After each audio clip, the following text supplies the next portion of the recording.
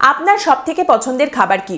আপনাকে কেউ প্রশ্ন করলে আপনি বলবেন বিরিয়ানি, আইসক্রিম, মিষ্টি, ইলিশ মাছ, মাংস, চিকেন, মাটন, অনেক কিছু আপনি বলতে পারেন। কিন্তু আপনি কাউকে জিজ্ঞেস করলেন যে তোমার ফেভারিট খাবারটা কি বলো তো, এবং সেই মানুষটা বলল আমার সবথেকে ভালো লাগে খেতে হচ্ছে লোহা, তারপরে রয়েছে রাবার, তারপরে কাঁচ, একটা গোটা বাইসাইকেল যদি আমাকে দেওয়া হয় আমি তো ভীষণ খুশি হয়ে যাই, এবং আমি একবার একটা গোটা প্লেনও খেয়ে ফেলেছিলাম। এটা বললে আপনি অবাক হবেন, তাই তো? কিন্তু না, এইরকম একজন ভদ্রলোক সত্যিই ছিলেন, যার নাম হচ্ছে মিশেল লোটিটো, এবং তিনি একজন ফ্রেঞ্চ এন্টারটেইনার ছিলেন। আর তিনি এই সব জিনিসপত্র খেতেন এবং দেশ বিদেশ থেকে লোকজন জড়ো হতেন দেখার জন্য যে মিশেল লোটিটো কি খাচ্ছেন আর কিভাবে খাচ্ছেন। বলা হয় মিশেল লোটিটো প্রথম যখন তার 8-9 বছর মোটামুটি বয়স, সেই সময় প্রথম বুঝতে পারেন যে তিনি এইসব অদ্ভুত জিনিসপত্র খেতে পারেন। একবার নাকি তিনি ওই 8-9 বছর বয়সে একটা গ্লাসে, কাঁচের গ্লাসে করে দুধ খাচ্ছিলেন এবং তখন গ্লাসটা ভেঙে যায়।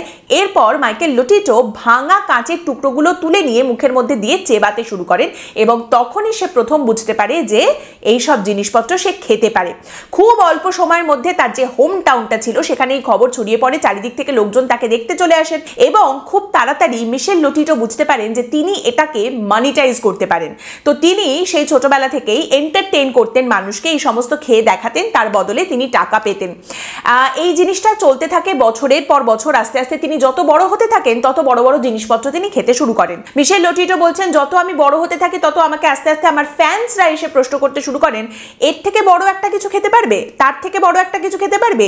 এই করতে করতে আমাকে প্রথম যে জিনিসটা আমি বড় খেয়েছিলাম সেটা হচ্ছে একটা বাইসাইকেল চ্যালেঞ্জ দেওয়া হয়, এবং কয়েকদিন লেগেছিল আমার বাইসাইকেলটা শেষ করতে, কিন্তু আমি চিবিয়ে চিবিয়ে গোটা বাইসাইকেলটা খেয়ে ফেলেছিলাম। এবং বিভিন্ন দেশের বিভিন্ন টিভি চ্যানেলের তরফ থেকে মিশেল লোটিটোকে ডেকে নিয়ে যাওয়া হতো, তিনি টিভিতে এই সমস্ত জিনিসপত্র খেয়ে খেয়ে দেখাতেন।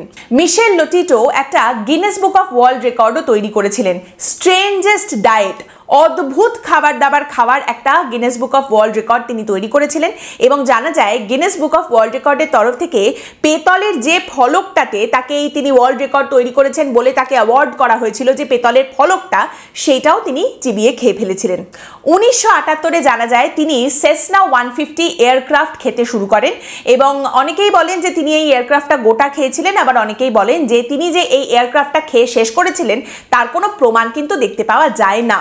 কিন্তু কিভাবে মিশেল লোটিটো এসব খাবার কি করে খেতেন? এখন বিজ্ঞান এতটা উন্নত হয়েছে যেখানে আমরা জানি যে কোনো মানুষ যদি এইরকম জিনিসপত্র খেতে চান যেগুলো আসলে খাদ্য নয়, ধাতু বা রাবার বা কাঁচ, এরকম যদি কারোর ক্রেভিং হয় যে কেউ যদি এই জিনিসগুলো খেতে চান, that is actually a mental disorder, একটা সাইকোলজিক্যাল ডিসঅর্ডার যার নাম হচ্ছে পাইকা, এবং তার ট্রিটমেন্টও রয়েছে। তো তখন মিশেল লোটিটোরও কি পাইকাই হয়েছিল?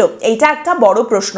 প্রচুর ডাক্তাররা তাকে এক্সামিন করেছিলেন, এবং প্রচুর ডাক্তাররা বলেন যে মিশেল লোটিটোর শরীরের ভেতরে যে অর্গানগুলো রয়েছে সেগুলো আর 5টা সাধারণ মানুষের মতোই একেবারে স্বাভাবিক। আবার কিছু ডাক্তারের বক্তব্য ছিল মিশেল লোটিটোর স্টামাক লাইনটা নর্মাল মানুষের স্টামাক লাইনিং যতটা মোটা হয় তার দ্বিগুণ মোটা। মিশেল লোটিটো নিজে দাবি করতেন যে তার দাঁত প্রচণ্ড শক্ত এবং তার পাকস্থলীটা অত্যন্ত শক্তিশালী, একটা অত্যন্ত শক্তিশালী মেটাবলিজম তার রয়েছে, সেই কারণে তিনি এই সমস্ত কিছু খেয়ে হজম করে নিতে পারেন। আর শুধু তাই নয়, তিনি নাকি ব্যথা যন্ত্রণাও খুব একটা অনুভব করতেন না। মিশেল লোটিটো যে এন্টারটেইন করতেন মানুষকে নানা রকম এইসব জিনিসপত্র খেয়ে, সেখানে তার আরেকটা ট্রিক ছিল, তিনি হাতের যে নখ, সেই নখের নিচে আগুন জ্বালিয়ে রেখে দেখাতেন যে কিভাবে তার কিছুতেই ব্যথা লাগছে না। মিশেল লোটিটোর একজন লাইফ লং ডাক্তার ছিলেন যার নাম ছিল বার্নার্ড মোর্জেল। তার বক্তব্য ছিল মিশেল লোটিটোর শরীরের ভেতরটা আর 5টা মানুষের মতোই নর্মাল, কিন্তু এই জিনিসটা ফিজিক্যাল বা ফিজিওলজিক্যাল নয়, মেন্টাল একটা প্রবলেম, একটা মেন্টাল প্রবলেম, সাইকোলজিক্যাল একটা জায়গা থেকে তিনি আসলে এই জিনিসপত্র খান। সো প্রবাবলি মিশেল লোটিটোরও পাইকা ছিল, সেটা হতে পারে, অলদো এটা প্রমাণিত নয়। তো সারা জীবনে মিশেল লোটিটো কি কি খেয়েছেন exactly? Bicycle, shopping cart, TV set, শ্যান্ডেলিয়ার, বিছানা, স্কি, কফিন, কম্পিউটার, এবং কোনোটাই একটা করে নয়, একাধিক। এবং এই লিস্টের মধ্যে আগে যেটা বললাম একটা এয়ারক্রাফটও রয়েছে। মিশেল লোটিটো ফাইনালি 57 বছর বয়সে 2007-এ মারা যান। খুব একটা বেশি বয়স নয়। অনেকেই এটা স্পেকুলেট করে থাকেন যে আসলে এই সমস্ত অদ্ভুত অদ্ভুত জিনিসপত্র খেতে খেতে মিশেল লোটিটোর শরীরটা প্রচণ্ড দুর্বল হয়ে গেছিল। তিনি তার শরীরের প্রচুর ক্ষয়ক্ষতি করেছিলেন এবং সেগুলো থেকেই তিনি ফাইনালি মারা যান। মিশেল লোটিটো এই যে জিনিসপত্রগুলো খেতেন, এগুলো তিনি গিলতেন কিভাবে জানেন? মিশেল লোটিটো বলতেন তার সিক্রেট হচ্ছে মিনারেল অয়েল আর জল।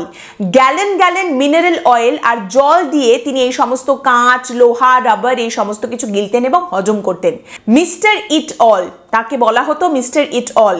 এবং আইরনিক্যালি, খুব অদ্ভুতভাবে মিস্টার ইট অলের বক্তব্য ছিল যে আমি কাঁচ, লোহা খেয়ে হজম করে নিতে পারি, কিন্তু ডিম আর কলা এই দুটো জিনিস খেলেই আমার বদ হজম হয়। কেমন লাগলো আজকের এই পর্বটা অবশ্যই জানাবেন কমেন্ট করে। পরের দিন আবার দেখা হবে নতুন একটা গল্প নিয়ে, 5 মিনিটের গল্পে। ভালো থাকবেন।